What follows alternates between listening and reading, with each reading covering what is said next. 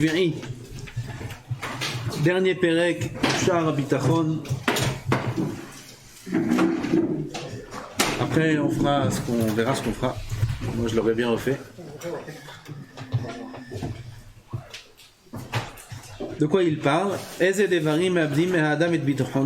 Voici les choses qui font perdre le bitachon à l'homme après qu'il a réussi à atteindre un niveau de bitachon. Baruch Hashem, ça prend du temps, c'est du travail. On n'arrive pas au bitachon Bachem du jour au lendemain. Il y a des bakourim qui viennent et me disent ouais, je comprends pas, je pense que j'ai pas d'émouna ou des avec des épreuves. On comprend pas pourquoi on réagit de manière négative. Qu'est-ce que ça veut dire? Je suis mamine Bachem, hein. Pourquoi je me sens mal? Pourquoi je prends mal les choses? Pourquoi? La réponse est qu'on est mamine dans l'idée, dans la théorie. Notre intelligence, notre cerveau, il est mamine. Notre cœur, c'est un bébé. Un bébé. Tu lui parles, tu lui raisonnes, tu dis, tu sais, t'as trop de bonbons dans la main. Un sachet comme ça. Là aussi, parfois, il y a des oncles qui viennent, des gens de la famille, veulent faire plaisir, mais ils ne connaissent pas les limites. Ils viennent, ils donnent grand paquet, plein de... un paquet entier de sucettes. Pas une sucette, un paquet, il y en a 50 dedans. Tiens, c'est pour toi, mon fils. Le père, il est de côté, la mère, elle veut le tuer. C'est trop. Donc, parfois, il me donne l'argent. L'oncle, il vient de la... Je sais pas d'où il vient. Le gosse, il a 10 ans. Il vient, lui donne $100. Un billet de $100. Ou 200 shekels. Tiens, pour toi, achète-toi avec ça des bonbons. 200 shekels. Donc quand il a réussi, Shabbat, a étudié un pérec de Mishnayot entier, il s'est levé à toutes les tfilotes, on lui donne 3 shekels. Là, il n'a rien fait, il a reçu un billet bleu. 200 shekels. C'est trop. Tu vas voir l'enfant, tu l'expliques, tu sais, c'est beaucoup, c'est trop de bonbons, ça fait mal aux dents, après tu pleures la nuit, après il te regarde comme ça. Il dit alors je prends, hein, et tu lui prends. Ah, il commence à hurler. Jusqu'à maintenant tu lui parles, tu l'expliques, il te regarde, il comprend, oui. Quand tu lui prends, il crie, Makara. Pourquoi il n'a pas compris ce que... Bien sûr qu'il a compris, il a 7 ans, 6 ans, il comprend ce que tu lui parles. Il y a le cerveau, l'intelligence, le sechel, et il y a le cœur. Le sechel, c'est un adulte. On a tous un bon sechel, adulte. On comprend, on parle de Moussar tous les soirs, on étudie la Torah, on comprend tout. Mais celui qui agit, c'est pas le sechel, c'est le cœur. Et le cœur, c'est un petit bébé. Tu peux tout lui expliquer. Il te dit, tout c'est vrai, émette. Mais sur le fait accompli, il réagit comme un bébé. Tu vois, des gens, même des adultes, ils sont intelligents, ils sont des barouim, ils sont... Pitom, tu les vois sur le terrain qui est plutôt, tu vois là-bas des réactions qui correspondent pas à ce qu'ils comprennent, à ce qu'ils parlent eux-mêmes. Eux-mêmes, ils parlent de choses qui sont bien, mais leurs actions, ça va pas en accord. Il y a un Chacham qui a dit, quels sont les 2 éléments qui ont la plus grande distance de l'univers? 2 éléments qui sont éloignés le plus l'un de l'autre. La Lune et la Terre. Non, il y a le Soleil, c'est plus loin. La galaxie, c'est encore plus loin. Donne-moi 2 éléments les plus éloignés l'un de l'autre. Il a répondu, c'est le cerveau et le cœur. Physiquement, c'est pas très loin, quelques centimètres. Mais entre les deux, il y a un espace, il y a un écart. Le plus grand espace, le plus grand écart qu'il y a au monde, c'est le cerveau et le cœur. Le cerveau, il comprend une chose, le cœur, il agit autre chose. Et pourtant, ils sont proches l'un de l'autre. Et c'est très dur de raisonner son cœur. C'est pour ça que parfois, on étudie beaucoup de Moussa, on étudie beaucoup de Torah, on va à beaucoup de Shiurim, on entend, on sait, on est ma'amin. Et quand bien même, fait accompli, un homme il s'inquiète, il s'angoisse, il s'énerve. Il comprend pas, il dit pourtant je suis ma'amin, je sais que c'est Kadosh Baruch Hu qui décide. Tout ce qui arrive, c'est Hachem qui décide, je sais. Alors pourquoi je réagis différemment de ce que je comprends. Parce que la réaction, c'est pas le cerveau, la réaction c'est le cœur. Et le cœur, il n'a pas encore compris. Quand est-ce qu'il va comprendre? Il y a du travail. Il y a beaucoup de travail. Il va comprendre que sur le terrain. Le cœur, il lui faut de l'expérience. Il faut qu'il subisse, il faut qu'il sente le cœur combien Kadosh Baruch Hu est là. Comment il peut sentir? Tu peux pas lui expliquer. Il faut qu'il sente. Alors il va se marier, il aura des épreuves, il va pas savoir comment s'en sortir, il aura peur, il aura des angoisses, il faut qu'il trouve des moyens pour pas s'angoisser. Alors il y en a, ils vont chez le psychiatre, ils vont prendre des médicaments. Il y en a, ils vont chez Hachem, ils ont la Emouna. Et ça, c'est un muscle qu'on travaille, comme tous les muscles du corps. Tu peux lever tout d'un coup 100 kilos, développer couché. Hein? 100 kilos, c'est bon? Je sais pas, peut-être oui, je sais pas c'est combien là-bas on peut lever. Ah mal, 100 kilos, c'est beaucoup, je pense. 100 kilos d'un coup, tu viens, première séance de muscu, première fois à la salle. Il vient, et là, vas-y, mets les boules, mets les ronds là, vas-y. Il voit tout le monde comme ça, il croit c'est facile. Vas-y, mets, viens, mets encore. Mets encore. Il vient, l'autre il est derrière, il lui lève pour pratiquer, et il lui lève, l'autre il se coupe en deux. C'est pas... Tu peux pas lever 100 kilos d'un coup. Comment on fait? On travaille, la première fois tu viens à la salle de sport, ne mets rien, rien que la barre déjà pèse 20 kilos. Mais rien. Oh, rien, là, ils sont avec des trucs, il a vu une barre sans rien comme ça. C'est honteux. Tiens. Doucement, c'est un muscle, ça se travaille. Quoi, combien de temps comme ça, la honte? 2 semaines. 2 semaines. Après, tu mets des petits ronds. 5 kilos comme ça, des petites boules comme ça. Tu mets doucement encore ça. Après encore. Après, tu augmentes. Et doucement. Pas 100, tu vas lever. 200. La mano. Le cœur, c'est un muscle. Le cœur, c'est un muscle. Même en médecine, en anatomie. Le cœur, c'est un muscle, c'est où je me trompe. C'est un muscle. Le cœur, c'est un muscle. Tout. C'est un muscle. Il se contracte. C'est un muscle. Il faut le muscler. Toi, tu viens, tu fais du moussard toute la journée, tu fais de la Torah toute la journée. Arrivé à l'épreuve, tu t'angoisses. Tu comprends pas. Pourquoi je m'angoisse? C'est pas normal. C'est vrai. D'après la logique, c'est pas normal. Mais ton cœur, c'est un muscle, tu l'as pas travaillé. Il faut le travailler. Et Kadosh Baruch Hu nous donne la possibilité de travailler, étape par étape, doucement. Hachem ne nous donne pas les nisyonotes d'Avraham Avinu. Sinon, le cœur, il éclate tout de suite. C'est comme l'autre avec 100 kilos d'un coup. Bevanaï. Il ne nous donne pas les nisyonotes de Yov. Il nous donne des petites épreuves pour travailler le muscle, qui s'appelle la Emouna, c'est le cœur. Il faut travailler doucement. Alors il y a des petites épreuves. Ça commence par des choses qui ont l'air très banales. Très banales. J'ai loupé le bus. Il court derrière le bus. Le bus il est parti. Oh, j'en ai marre, ces bus, c'est Egen. C'est ce chauffeur là. La main, Tamine. Si le bus est parti, c'est Hachem qui a voulu que le bus y parte. C'est l'épreuve d'Avraham Avinu.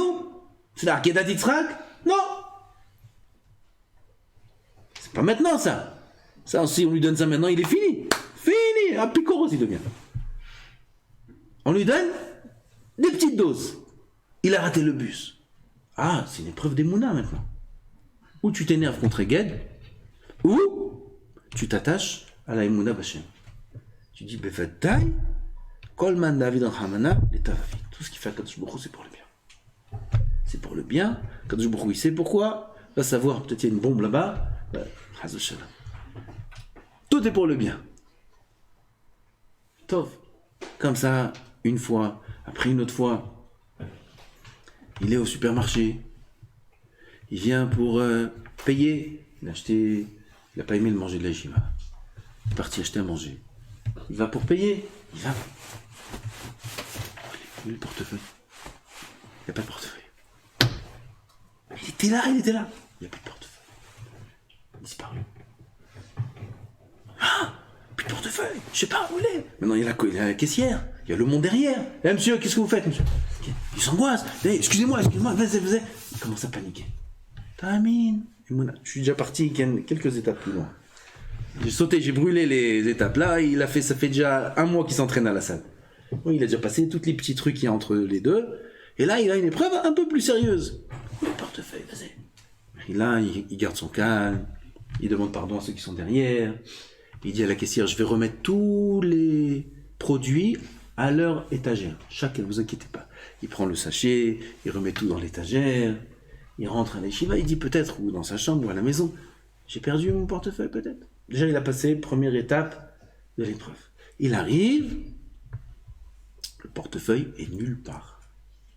Qu'est-ce qui s'est passé? On lui a volé. Ou il l'a perdu, ou c'est fini. Voilà, dedans il y avait sa carte bleue, il y avait des espèces, il y avait les cartes du bus, il y avait il y avait les pièces d'identité, il y avait le permis, il y avait toute la liste. C'est pas mal comme épreuve, oui. Je suis pas un peu parti loin parce qu'on n'a pas beaucoup de temps, je peux pas faire tous les détails. Aval, épreuve. Allez, vas-y, t'es dans la salle de sport. T'es allé à muscu maintenant. Travaille le muscle. Le muscle, il est là. Oh, c'est dur. C'est dur, travaille. Anima Amin, Be'emouna Shlema, tout ce qu'Akadosh Baruch Hu fait, c'est pour le bien. Befaddaï, c'est à la place d'autre chose. C'était pas le portefeuille, c'était la santé, ou c'était un proche, c'était quoi que ce soit. Baruch Hashem, Akadosh Baruch Hu, il a échangé l'épreuve dure avec de l'argent, avec ci, avec ça. Baruch Hashem. Il a travaillé encore le muscle. Il devient fort. Il y a encore une épreuve, il y a encore une épreuve. Et doucement, doucement, on travaille. Mais moi, je suis parti très loin d'un coup.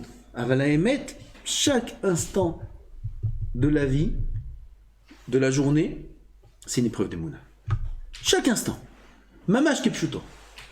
Je suis en train d'étudier, l'autre il me parle, ou ma tête est part. Je me reprends. C'est Emouna. Je me lève pas. C'est Emouna. On a pris mon verre. Je cherche mon verre, je vais faire un thé, un café, il n'y a pas de verre. Même le thé, il n'y a pas, même le café, on m'a pris. On m'a tout pris. Emouna. J'ai oublié un truc dans ma chambre. Oh, mince, j'ai oublié, comment je... Emouna. Ça, c'est vraiment Emouna. Parce que, vous voyez que parfois, on se rappelle qu'on a oublié des choses au dernier instant. Pitom, Kadosh Baruch Hu nous jette dans la tête, t'as oublié ça. Oh, il se rappelle. Il revient, il reprend. Parfois, on se rappelle, parfois, on se rappelle pas. De quoi ça dépend? Ici, on note. Gamme, ça arrive beaucoup d'Emouna. Donc, ce petit muscle-là, ce petit cœur, qui doit supporter beaucoup de choses, il faut le muscler, il faut le travailler. Ça demande un travail constant, jour après jour, où le sechel, il parle au cœur. Et comme ça, on connaît le bitachon. On fait tout en théorie maintenant. Ça soit là, c'est hyper facile d'être ma'amin ici, là, dans le cadre de ce shiur. On est tous des Avraham Avinu. On étudie Chovot Alvavot, et Mouna, j'ai mis fait tout, vas-y. Alors quand on prend ce bagage-là, et on va maintenant dans la vie, on voit qu'on s'inquiète pour très très peu. Pour n'importe quoi, on s'angoisse. Pour n'importe quoi, on s'énerve. Ah, où sont tous les cours? Où sont tous les cours? Ils sont là. Mais celui qui m'amine, c'est pas ça, c'est ça. Ça aussi, c'est la première étape. Sans ça, on peut pas, Vadaï. Aval, c'est pas le cerveau qui travaille, c'est le cœur qui travaille. Et le cœur, alors, il faut le travailler, il faut lui expliquer, il faut lui parler, il faut le raisonner, faut... Comme un match, quand on raisonne un enfant, encore une fois, et tu lui expliques, qu'est-ce que tu fais? Tu vas t'énerver avec lui. Il t'écoute pas. Ben, tu lui répètes. Jusqu'à que ça rentre, doucement, et ça rentre. À force de parler, à force de répéter, ça rentre. Mais si tu parles pas, si tu travailles pas avec lui, si tu répètes pas, ça rentrera pas. Ça, c'est le mifran de l'Emouna. Après qu'un homme, Baruch Hashem, il a un niveau d'Emouna. Il a travaillé, ça prend des années, beaucoup d'années. Souvent, le Yetzirah, il vient, il ébranle notre Emouna en me disant, regarde comment tu réagis. Regarde comment tu réagis. C'est que t'es à l'Yeshiva, tu fais... Pourquoi faire? Où ils sont tous les cours? Ou alors quelqu'un d'autre nous dit ça, c'est encore plus fort. Oui. Ah, c'est ça? Nos parents, ils nous disent ça, la yeshiva? Hein? Comme ça? Qu'est-ce que t'as fait là-bas pendant 3 mois? Pour réagir comme ça? Ah, c'est ça la yeshiva? Ça fait encore plus mal. Ils savent pas que c'est que de la théorie. La pratique, c'est très dur. Très dur. Aval Baruch Hashem, il l'a mis en pratique. Il s'est travaillé sur lui-même et il est arrivé à un niveau de bitachon. Il faut savoir à Botaï que ça prend beaucoup de temps. Beaucoup. Quand on dit beaucoup, on parle en années. Et peut-être même en dizaines d'années. Ça prend beaucoup de temps jusqu'à que le cœur soit serein, ma'amin, boter vachem. Ça prend beaucoup de temps. Kadosh Baruch Hu, il n'a pas amené Avraham Avinu, la Akedat Yitzhak, premier Nisayon. Il n'a pas amené à Paro, Makat Bechorot, première Maka. Non, léat. Doucement. L'Ech Nechamer Tzecha, et Sarah, et ensuite ça, étape par étape. En ordre de croissance, dans la difficulté. Ça va doucement. Nous aussi, ça va doucement. Étape par étape. Il ne faut pas se briser quand on voit qu'on n'a pas un très bon niveau. Parce que c'est de la gava de penser qu'on a un bon niveau. C'est de la gava de penser qu'un homme, ça y est, normalement, il doit être comme Avraham Avinu, ou il doit être à un niveau où il ne devrait pas s'inquiéter. C'est un gaftan. Même dans la tefila, ils disent ouais, moi j'arrive pas à avoir de kavana dans la tefila, je comprends pas pourquoi j'ai pas de kavana, et pourtant je vais au mikvé, je fais ci, c'est de la gava ça. Comment tu penses avoir de la kavana dans la tefila? Je crois que Kadosh Baruch Hu, il donne à n'importe qui la possibilité de le servir aussi facilement. Kadosh Baruch Hu, il donne des cadeaux à celui qui est apte à l'avoir, ça prend du temps. Regardez ce qui est écrit dans le Zohar HaKadosh. Le Zohar HaKadosh a écrit que là-bas, ça parle de la tefila, la ma'ala de la tefila, l'importance de la tefila. Là-bas, c'est écrit que si quelqu'un, il vient et il fait sa tefila comme il faut, bekavana, avec tout le seder de la tefila, sans rien sauter, etc., etc., alors Kadosh Baruch Hu, il va lui donner un cadeau. Yazmin lo matana. Il va lui donner un cadeau. Moi, quand j'ai lu ça, j'ai dit, c'est intéressant. C'est quoi le cadeau? Viens, on va voir. On aime, nous, quand on entend, on va recevoir, si tu fais ça, tu reçois un cadeau. Ah, c'est quoi le cadeau? Il dit, Kadosh Baruch Hu, Yazin Minlo. Le cadeau, c'est quoi le cadeau? Que va se présenter à lui un pauvre. Et il va lui donner de l'argent, de la tzedaka. Ah, Hazakou Baruch. C'est ça le cadeau. J'ai fait toute ma fille à Zé, et en plus, il faut un billet. C'est ça le cadeau. Donne-moi un cadeau que moi, on me donne de l'argent, qu'il vienne un riche. Pas tu m'amènes un pauvre, tu m'amènes un riche qui vient et qui me dit, monsieur, vous avez trouvé grâce à mes yeux, voilà un chèque, c'est pour vous. Ça, c'est un cadeau. Non? Dans nos notions à nous, c'est ça le cadeau. Le soir, il dit pas ça. Il dit, il t'amène un cadeau, si jamais tu le sers bien, Hachem, il t'amène un cadeau, quoi? Il t'amène un pauvre. Et ce pauvre-là, tu devras lui donner de l'argent. Ça, c'est le cadeau. Parce que Béhémet, il y a un plus grand cadeau qu'Akadosh Baruch Hu peut nous donner que de le servir et d'acquérir avec ça l'éternité. Il y a un plus grand cadeau que ça. Akadosh Baruch Hu, il sait que pour nous, c'est ça le cadeau. Même si nous, à nos yeux, un cadeau, ce serait ce qu'on devrait recevoir, parce qu'on devrait donner. Alors, Akadosh Baruch Hu, il sait qu'on est des petits bébés qui ne comprennent rien. Il nous dit, je vais te donner un vrai cadeau. Quoi? Tu vas donner, en ça tu reçois. Tu reçois pas un petit peu 1 million d'un chèque qu'un riche il t'aurait donné. Tu reçois l'éternité. Que l'éternité, ça n'a pas de prix. Ça, c'est le vrai cadeau. Mais qu'est-ce qu'on voit de là? Quand est-ce qu'Akadosh Baruch Hu, il donne à l'homme la possibilité de faire une mitzvah comme il faut? Parce que c'est Hachem qui lui amène de pauvres. Oui, ça veut dire des pauvres qu'on voit nous dans la rue, des pauvres qui viennent le matin à la tefila, tout ça. Tu sais si c'est un pauvre, c'est pas un pauvre, peut-être c'est un ramaï. Peut-être c'est un ramaï, la Gemara dit bon, Narzik Tova, la Anim, la Ramaïm. Il faut qu'on remercie les Ramaïm.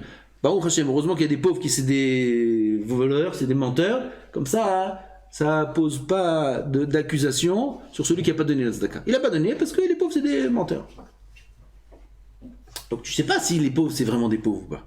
C'est quand un Kadosh Baruch Hu, il t'amène le pauvre. Ça, c'est un vrai pauvre tzaddik. Tu lui donnes la tzedaka, tu as fait la mitzvah de tzedaka parfaite. Ça, Kadosh Baruch Hu, il te donne le cadeau que tu puisses faire une mitzvah parfaitement. Quand est-ce qu'un homme, il a le zroud de servir Hachem parfaitement? Quand il s'efforce de le servir parfaitement. Si jamais tu as bien fait ta tefila, tu as bien fait ci et ça, je te donne un cadeau, quoi? La possibilité de me servir encore mieux. Pareil, dans la Emouna. Comment on aimerait avoir un niveau d'Avraham, Yitzhak, Yaakov, être ma'amin, b'emouna shlema, être serein, être toujours être ma'amin, qu'Akadosh Baruch Hu, c'est lui qui fait tout et c'est lui. D'accord? On aimerait, combien on paierait pour ça? Il y a des gens qui souffrent de peur et qui souffrent de ça et d'angoisse. C'est maladif. À tel point qu'ils ont besoin de toutes sortes de traitements. Combien ils paieraient pour sortir de ça et avoir de l'aïmouna? Tout l'or et l'argent du monde. Donc c'est un cadeau. D'avoir l'aïmouna, c'est un cadeau. Ce cadeau-là, on le mérite si jamais on sert Hachem. Si on s'efforce de l'atteindre. Quand un homme il s'efforce et il travaille jour après jour, alors il reçoit ce cadeau. Celui qui vient qui dit moi je comprends pas, voilà, je comprends pas pourquoi j'ai réagi comme ça. C'est de la gava.